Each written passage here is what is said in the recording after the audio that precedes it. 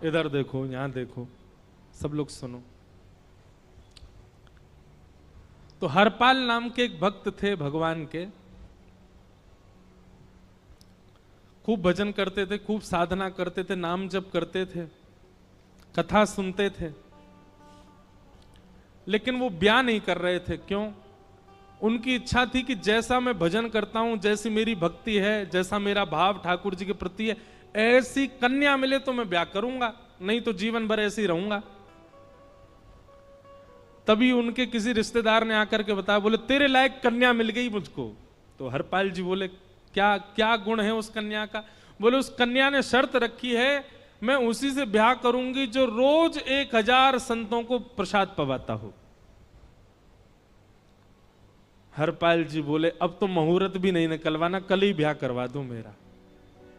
ऐसी कन्या से तो मैं बिना मुहूर्त के ब्याह करूं। मुहूर्त उसके संग देखा जाता है जिसके संग यह संकोच हो या फिर यह दुविधा हो कि पता नहीं जीवन कैसा चलेगा। इससे तो मुझे भरोसा है बढ़िया जाएगा मेरा जीवन, इसी से ब्याह करा दो। कन्या ने शर्त रखी, हरपाल जी हम आपसे ब्याह तो कर रहे हैं पर हमारी शर्त मंजूर है ना, रोज 1000 संतों को प्रसाद पवाना पड़ेगा। बोला मैं निश्चित करूंगा, आप ब्याह कर लो। और ब्याह हो गया। हरपाल जी रोज 1000 महात्माओं को प्रसाद पवाते। अब देखो, अगर कोई संकल्प ले ले कि मैं 1000 महात्माओं को प्रसाद पवाऊंगा, अगर 100 महात्मा ज्यादा बढ़ जाएं, 200 महात्मा ज्यादा, उनको मना करेगा क्या? वो तो फिर अपराध बनेगा उससे। प्रसाद पवाने का संकल्प लिया तो जितने आए सबको बैठाने की जिम्मेवारी उसकी। ऐसी कथा में भी होता है, कथा में जितने लोग आए सबका स्वागत होना चाहिए, सबके लिए स्थान पर्याप्त होना चाहिए। कई जगह प्राइवेट कथा करा, हम तो मना कर देते, मत कराओ भैया, आपको अपराध लगेगा। क्यों?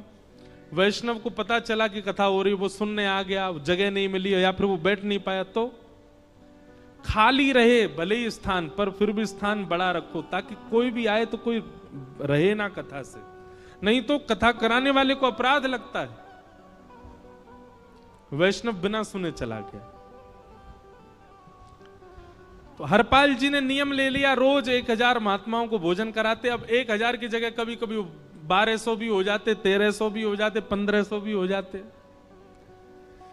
लेकिन हरपाल जी करते कुछ नहीं थे, कमाई का कोई जरिया नहीं था, केवल दादा परदादाओं की पुश्त से जो उनके पुश्तैनी धन था उसी को ही खर्च करते जा रहे थे। 1 साल तक बढ़िया चला, 1.5 साल बढ़िया चला, लेकिन 1.5 साल बाद धीरे धीरे धन खत्म होने लगा। जैसे ही धन खत्म होने लगा, हरपाल जी बड़ी चिंता में आ गए, क्या करें।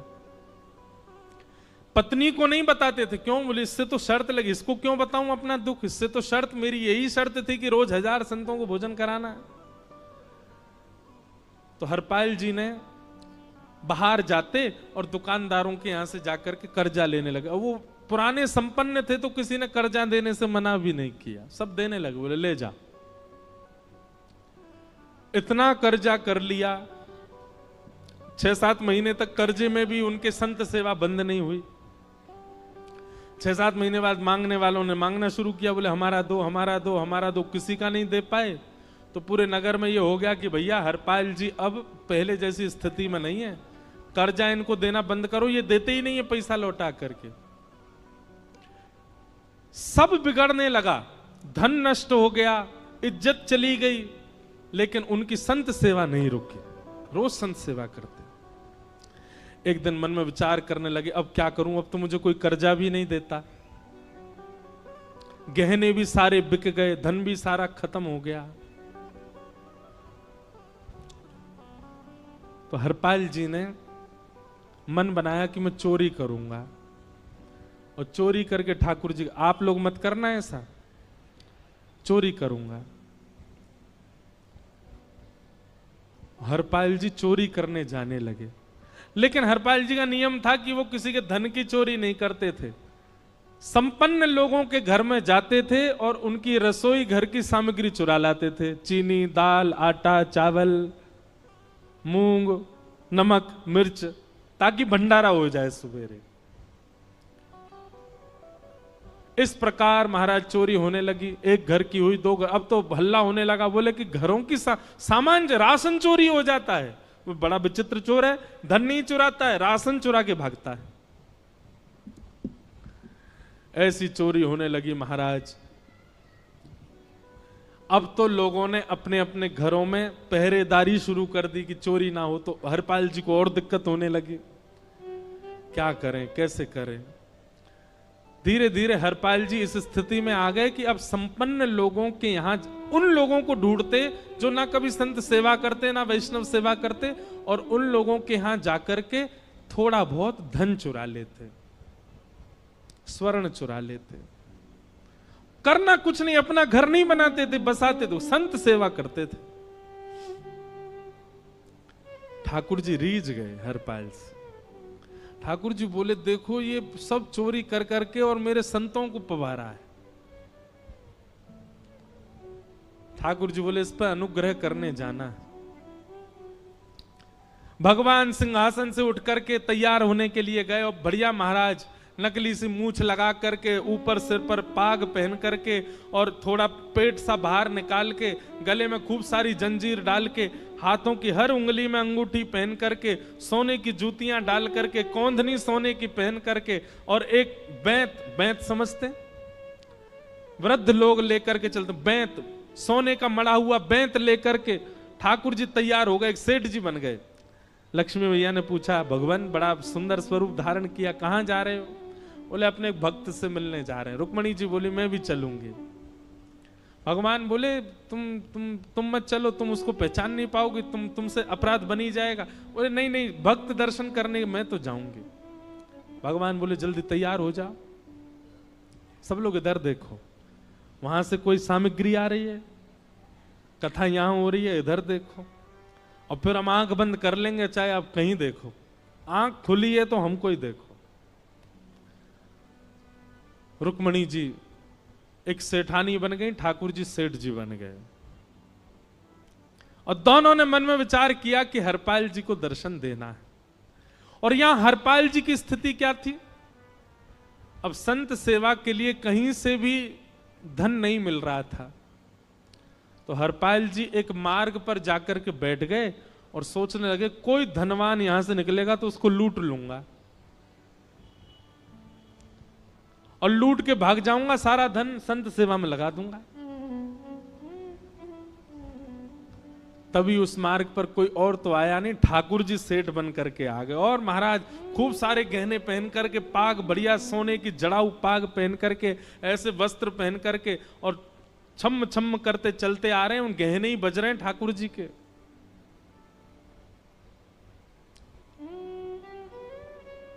हरपाल जी ने जैसे नेत्र खोल करके देखा, ठाकुर जी के रूप यौवन और सबरी उनके श्रृंगार को देख करके हरपाल जी बोले, ये तो एक आध साल के भंडारे की व्यवस्था आ रही है सामने से। इतने में ही सेठानी जी, रुक्मणी जी भी आई। उनको ओहो, ये तो कम से कम 5-10 साल की व्यवस्था आ रही है। अगर ये दोनों लूट लिए जाएं तो 10 साल चोरी नहीं करनी पड़ेगी। देखो कितना धन संपन्न। हरपाल जी के बगल में जैसे ही ठाकुर जी पहुंचे, हरपाल जी बोले, भैया जय श्री कृष्ण, प्रणाम। ठाकुर जी तो नाराज हो गए, क्या भगवान का नाम बोलता है सुबह सुबह? तुम सब लोग बड़े पाखंडी हो, ढोंगी हो। और हमने सुना इस गांव में एक रहता है, वो चोरी डकैती करता है, और फिर कहते हैं संत सेवा करता है। ऐसी काय बात की चोरी भैया? करता तो चोरी है, भले उससे भली संत सेवा करता हो। नाम उसका हरपाल है, हम सब जानते हैं। भगवान का नाम मत लो हमारे सामने। हरपाल जी समझ गए, वो तो बिल्कुल भगवत विमुख है, इसकी तो एक अंगूठी भी नहीं छोड़नी मुझको, इसका तो सब लेके जाऊंगा। अगर ये बदले में जय श्री कृष्णा बोलता तो एक आध गहना छोड़ देता है इसका में, पर ये तो इतना बिखर रहा है भगवान का नाम सुन के, इसका कुछ नहीं छोड़ूंगा, सब ले जाऊंगा।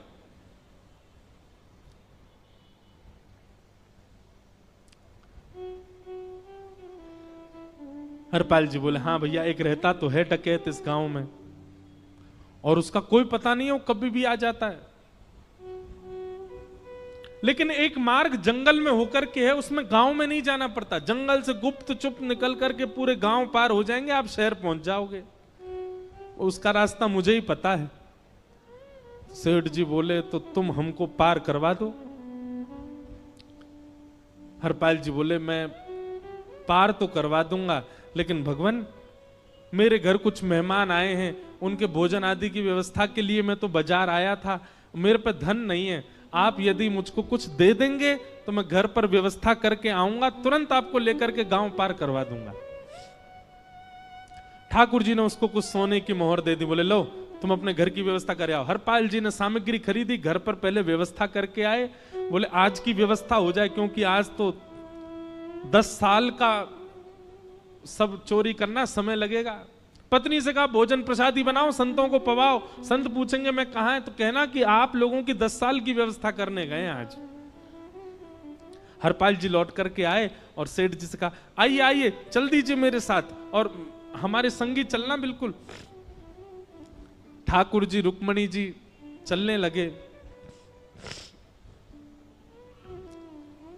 जैसे ही विहंगम जंगल में पहुंचे, भयंकर भयावह जंगल, बीच जंगल में जैसे ही पहुंचे,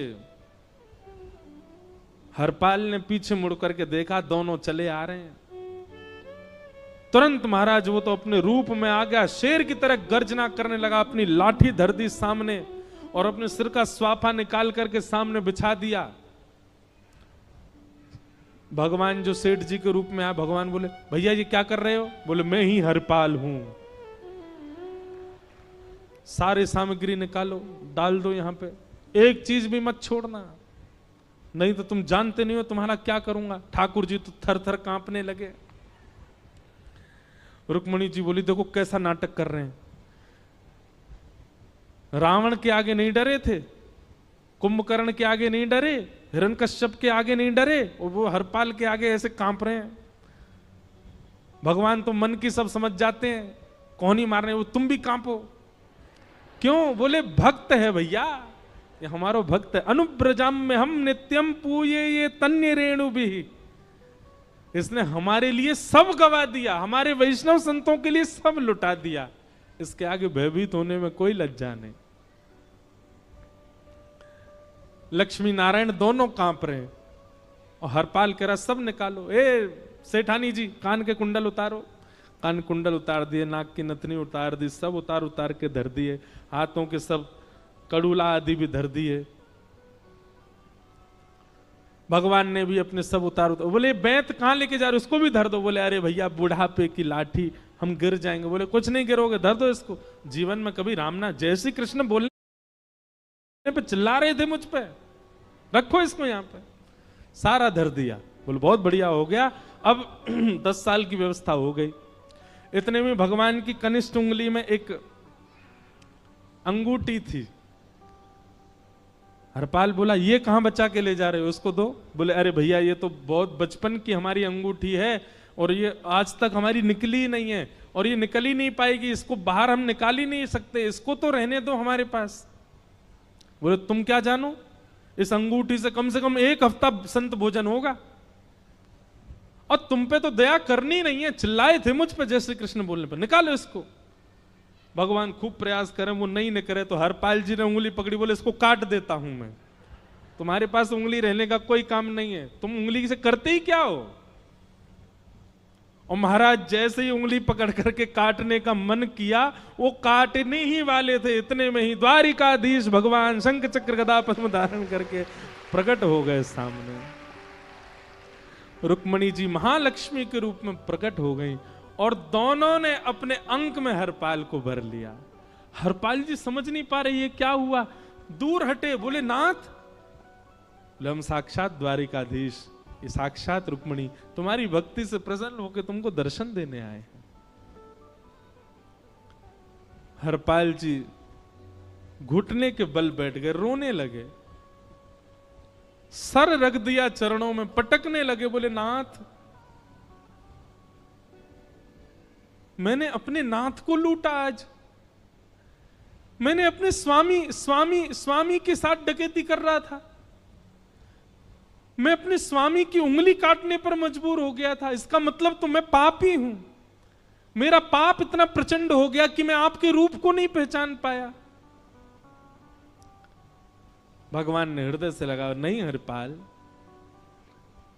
तुमने कभी अपने लिए प्रयोग थोड़ी किया।